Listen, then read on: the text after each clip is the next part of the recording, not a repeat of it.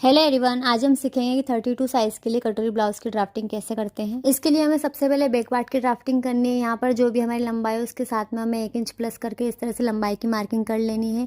अब 5.5 इंच हमें शोल्डर और 5.5 इंच हमें आर्म होल रखकर इस तरह से निशान लगा लेना है। अब 32 के हमें 4 भाग करके 8 इंच पर निशान लगाना है और साथ ही मार्जिन दे देना है। कमर हमारी 28 इंच की है तो 7 इंच पर इस तरह से एक निशान लगाते हुए 1 इंच हमें सल्का देना है और साथ में मार्जिन छोड़ देना है और इस तरह से इन दोनों निशानों को मिला लेना है और आर्म होल की गोलाई दे देनी है। अब बैक पार्ट को कट करके अलग कर लेना है और इस पर हमें रफली जो है फ्रंट पार्ट की मार्किंग कर लेनी है। यहाँ पर हमें बेल्ट के लिए 2 इंच पर इस तरह से एक निशान लगा लेना है और इसे इस तरह से बेल्ट की शेप दे देनी है। अब ऊपर से गले की चौड़ाई हमें 2.5 इंच पर रखनी है और गले की लंबाई 6.5 इंच पर रखते हुए इस तरह से एक बॉक्स ड्रॉ कर लेना है और इस तरह से गले की गोलाई दे देनी है। ऊपर से गले पर हमें 4.5 इंच पर एक इस तरह से निशान लगा लेना है। अब मार्जिन को छोड़ते हुए जो भी हमारा चेस्ट साइज है उसके 3 पार्ट करने हैं। 8 के 3 पार्ट करने पर 2.5 इंच और 1 पॉइंट हमें एक्स्ट्रा मिलेगा और इस तरह से हमें दोनों निशान लगा लेने हैं। अब इन तीनों पार्ट्स में से एक पार्ट साइड के लिए और जो 2 पार्ट्स है वो कटोरी के लिए निकलेंगे। अब गले से जो हमने निशान लगाया था उसको इस पॉइंट से मिलाते हुए हमें कटोरी की शेप दे देनी है। अब फ्रंट आर्म होल की गोलाई दे देनी है। इस तरह से हम कटोरी वाले ब्लाउज की मार्किंग कर सकते हैं।